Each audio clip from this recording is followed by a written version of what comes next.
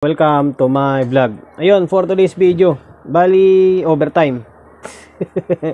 Dito tayo sa may bahay ngayon, dito sa may lamisita natin. Kasi kailangan natin magabol ng gawa dahil ang dami nating gawain, ang daming pending. Yung iba ay nagagalit na, kaya humingi ako ng pasensya. So ngayon, bali meron tayong tanggap rito na active subwoofer. Bali 4 na piraso ito, galing na butas. Unang-unang sa lahat, shoutout. And then maraming salamat sa pagkakatiwala ng unit nyo rito sa akin, sir. Medyo malayo yung nabutas, dinala pa dito sa atin. Bali ito rin yung may-ari ng yung imitation na lab grouping na amplifier, yung Class TD.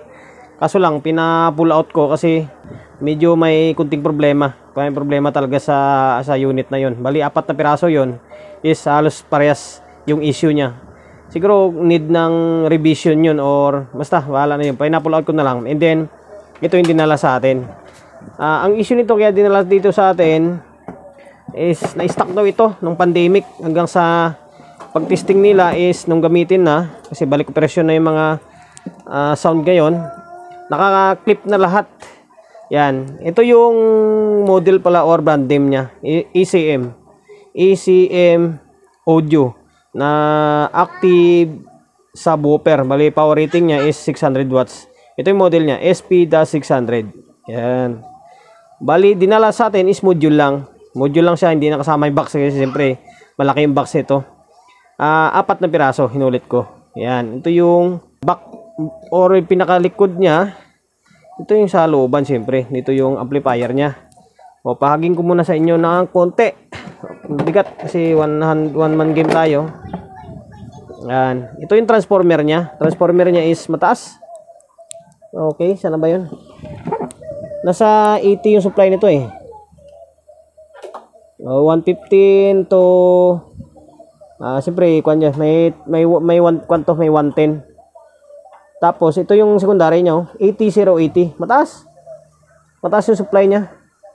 Tapos ito yung driver nya. Tapos sa ilalim yung power transistor nya. Yung design or discard, yung modelo nito parang parehas ng mga Krill and then Concert.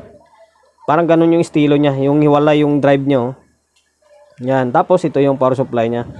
Transformer type, hindi siya naka MPS or switch mode power supply. Naka transformer type, tapos may 4 na capacitor na 63 volts na 10,000 microfarad. Siyempre naka-series yan para makaya yung 80 VEC na supply. Tapos ito yung input module nya. Siyempre naka-design to pang subwoofer lang. Yan. Ang issue nito is naka-clip. Naka-clip or protect yata. Pero hindi ko na ipapakita sa inyo or hindi ko na ititesting dahil walang kable and then gabi na. Bali, diretsong repair na lang tayo. Kasi meron tayong napapansin. Ito, bloated. Yan, bloated yung capacitor na, ano value nito? 200 volts na, okay, kumpara natin sa kabila. 200 by 100 UF. Yan. Ito, bloated yung isa. Tapos, meron akong napapansin pa. Yung mga transistor is kinalawang na. Kaya siguro, nag-clip or nagpo-protect.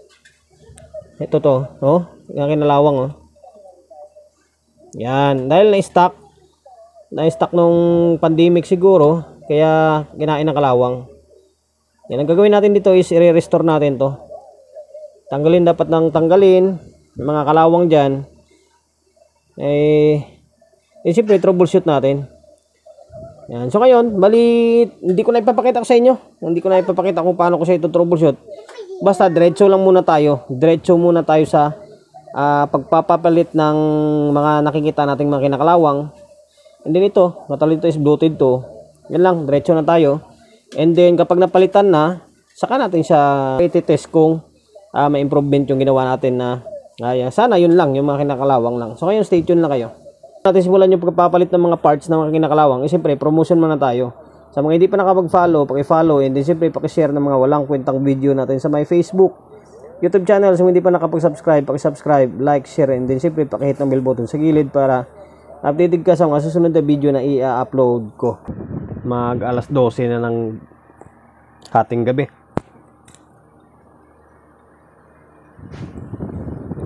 Ito, natanggal ko na yung mga dapat tanggalin. Tapos ito yung mga parts, oh. Dami. Oh, kinain na talaga ng kalawang siya. Yung mga transistor, oh, namulaklak yung kalawang. Tapos yung capacitor, ito yung bloated. Tinanggal ko na rin pati yung isa para sabay lang sa isang palitan na lang. Yan. Value nito is 100 volts na 100 UF. 100 by 100. Tapos yung mga resistor, oh. Yan. Wala na yan. Pag inila mo yan, putol na yan. Okay. Kuwan lang naman. Common lang yung transistor na ginamit. 551. Halos 551 lang nakita ko. May 5401 ba? Ay, meron ito. 5401 to eh. Ay, mag-focus. 5401 yata to. Buti may naka-indicate naman eh. Oh. Yan, oh. May naka-indicate na mga value. Ito may 5401 nga.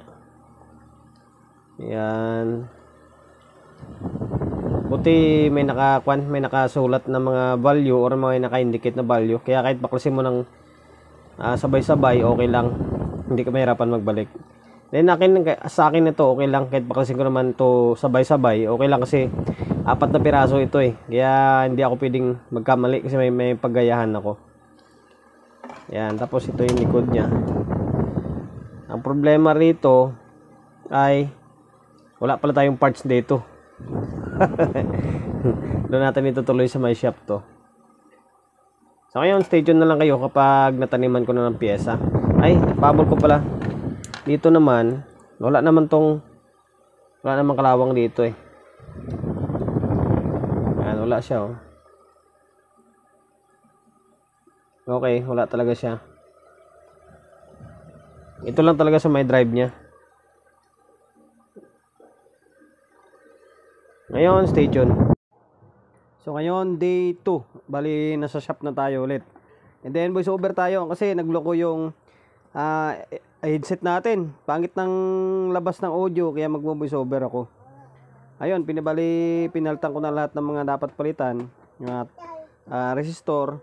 Yan, nag-series na lang ako kasi nag-series na lang ako ng 470 and then 150 para makuha yung 620 na value. And the rest is meron naman ako. Yung mga ibang kulay na yan yung mga pinampapalitan natin. Kumbaga, halos may mga kalawang yan. Tapos, yung transistor, 5401 and then 551 lang naman yung value niyan. Tapos yung capacitor, pinalitan natin. Bunot lang yan pero original yan. Original na L na. Ayan, pasensya na kayo. Maingay yung anak ko. Dito ako sa bahay. Wala tayong space or studio para mag voice over na walang ingay. Kailangan ko mag voice over kasi magtiis kayo ng ingay ng record natin. Ayan, napalitan ko na lahat. Ngayon, napalitan na lahat ng mga dapat palitan na yan.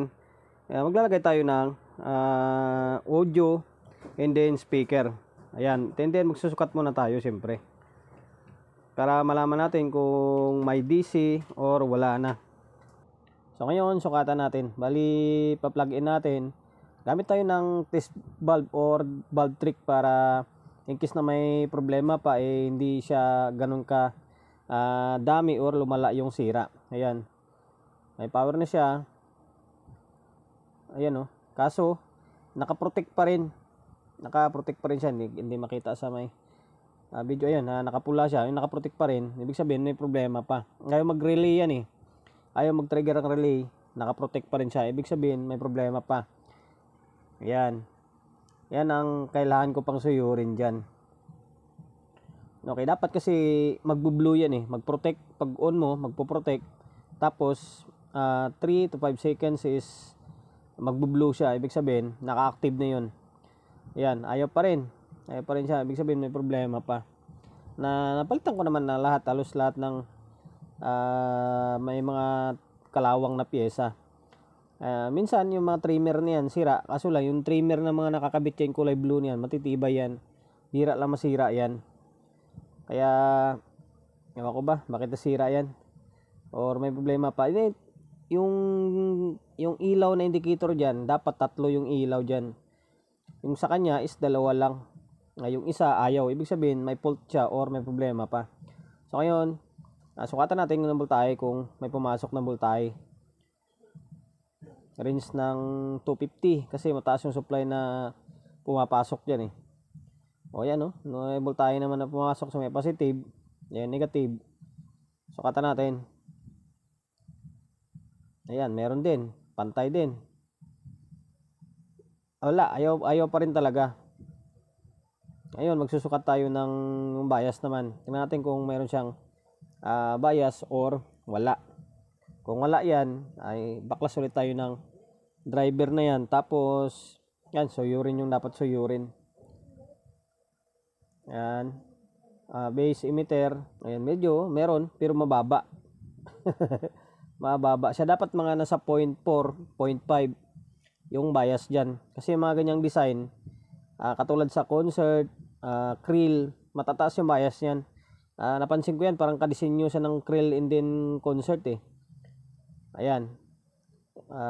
Maring yan yung trimmer. Pero nung binaklas ko yan and then chinik ko, normal naman. Buo yung trimmer na yan. Kasi sabi ko nga kanina, bihira lang yung masira yung ganong trimmer. Hindi katulad siya sa mga dilaw na trimmer na mabilis lang masira. Ayan o, nakaprotect talaga siya. Ako na yung sira. Simpleng or maliit na pyesa lang, pero pag hindi mo siya matrace is may papahirapan ka. Ito, dito 4.7, fusible siya, galing din sa may ilalim. Kasi yung unang pin niyan, negative supply, galing dito sa may baba. Positive pala, positive to. Yan, yung pin na sa dulo. Tapos yung pin sa may kaliwa, dito naman sa may kabilang side is negative naman. Galing naman siya dito para magkakaroon ng supply ito. Yan, yung isa is good. Yung isa is open. Kaya iba yung nilagay ko. 4.7 yung value. Nakasulat naman sa may board yun. Na-open siguro to dahil 'di ba yung lumobo yung isang kapasitor. Yan, kaya siguro na-open siya. Ito yung kanyo. Ito yung resistor na pinalitan natin, no. Yan, kaya pala tabingi, kaya naka-protect. Wala palang supply na positive dito. Kaya yung umiilaw, ito lang, tsaka ito, yung ito hindi. Ayun, okay na. Ayan, oh. Pinalitan na natin. Ito na yon. Tapos, papalitan ko pa ito. Guys. Nung sinukat ko, kaya siguro lumubo yung, wala na, naiwan ko sa bahay yung kapasitor eh. Nakalagay rito kasi, siguro nung nerper na ng una yon is 100 volts lang. Eh, tiningnan ko yung iba doon, yung ibang mga kaparisinto ko, si apat to, nakalagay is 160. 200 to 160. Ang nakalagay dito sa my board 160 to 200. Kaya ito kinuha ko muna ito doon sa may isa, ginauyan ko muna. Tapos ibilang ko na lang 'yon sa sunod kapag ni-repair ko na rin 'yon. Yan, kinuha ko muna, ilagay muna natin itong 200 para meron tayo munang mabuo. Palitan ko muna ito. Hindi pwede ito. Kasi kuwan lang siya 100 volts. Inaya ko lang din sa isa 100 volts. Na ang supply nito is sinukat ko is 99. Pakita ko sa inyo. Nasa 99. Ground.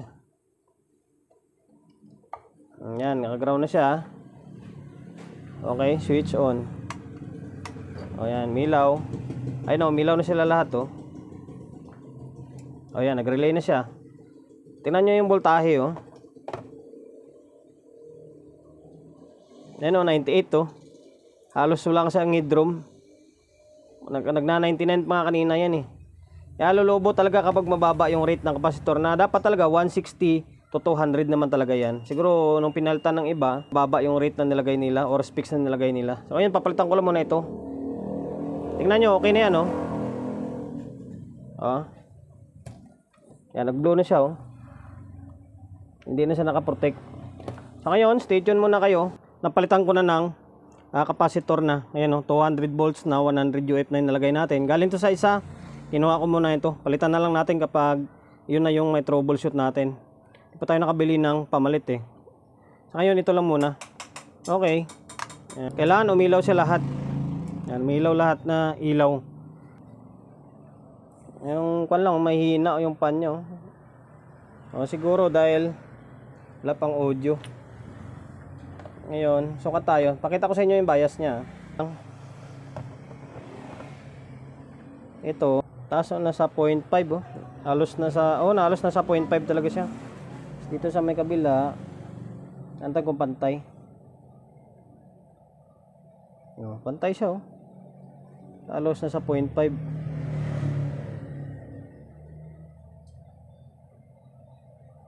Yan siya, oh. Ayun, okay na ito. Audio na lang kailangan. Kabitan natin ng speaker, tapos lagyan natin ng audio input. Tingnan natin kung baka may problema pa yung mga control niya dahil matagal na stock na ito. Sana wala nang problema na iba para hindi tayo mahirapan and then hindi na umaba yung lalo yung walang kwentang vlog natin. So ngayon, stay tuned lang kayo. Lalagay ako ng speaker. So ngayon guys, naglagay na ako ng audio input. Yan, pagpasensya nyo. Technician tayo pero tingnan nyo yung gawa natin, oh. Yung pag-testing ko rito yun, eh. Ito cellphone, yung isang cellphone natin, ang audio source natin. Tapos, ito may nakakabit kasi na wire na ito para sa speaker out. Dito ko na lang, dinugtong ko sa may speaker ko dito sa may kabila. Ay, sa may kabila, sa isang speaker natin dito. Dito kasi tayo sa loob ng shop ko. Si Nonoy nandun, yung apprentice ko na gumagawa ng mga electric pan. Andun siya sa labas. Ngayon, pakinggan natin. Galaw-galawin na lang natin. Pasensya na kayo, medyo magalaw yung camera natin. Nakadalawang bulb naman tayo, eh. Mas maganda yung dalawang bulb kahit na itudo mo siya. Hindi siya basta-basta namamatay. Ayun, ito, mandar na yung cellphone natin. Maganda kasi siya, may frequency siya, oh. Ayun, may audio na. Malakas, grabe ko malabog. Pinaganito ko lang siya, oh, para kahit papano malagyan natin ng audio. Bulb natin, tingnan nyo, lumalaban, oh. Pakinggan yung tunog niya. Live Pro 12. Maganda tumunog. Ayan, oh.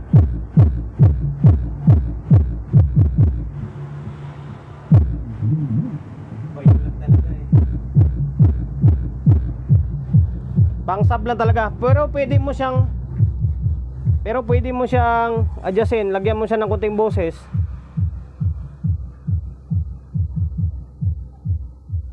Ayan, oh. Kumakapal yung tunog niya kapag gina-adjust mo itong high niya, high cut.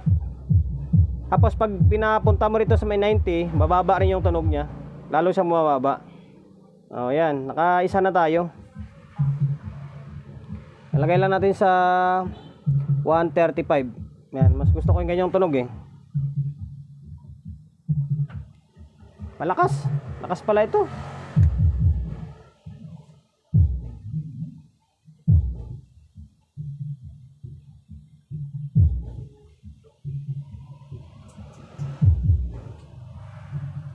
Ayun, okay na. Hanggang dito na lang yung walang kwentang vlog natin. Tanggalin ko lang muna ito. Ayan, para lakas. Okay na, yung naging issue lang talaga, issue mga kalawang. Pinalitan natin yan, halos lahat. Pinalitan na natin. Tapos yung capacitor na bloated, lumobo. Pinitong fuse. Ayan, okay, tapos yung control. Okay, wala pang problema yung mga control. Gumagana pa siya. Swabe pa yung dating ng control niya. Okay pa. Ayun, nakaisa na tayo. Bali may tatlo pa. Sir from Nabotas. Bali, ayun, nakaisa pala ako sa unit mo. May tatlo pa akong gagawin. Bali, susunod ko na lang din yun. Yun, bago tayo magtapos, siyempre yung shop natin always on the go na 24/7. Sa mga gustong magpaparepair along sa Uyo, Quezon City and number 41 Don Julio, Gregorio Street sa Uyo Road sa Uyo, Quezon City. Social media pages natin, sa mga hindi pa nakapag-follow, paki-follow, and then siyempre paki-share ng mga walang kwentang video natin sa my Facebook, YouTube channel. Sa mga hindi pa nakapag-subscribe, paki-subscribe, like, share, and then siyempre paki-hit ng bell button sa gilid para updated ka sa mga susunod na video na i-upload ko. Ingat, God bless, and then peace atin lahat.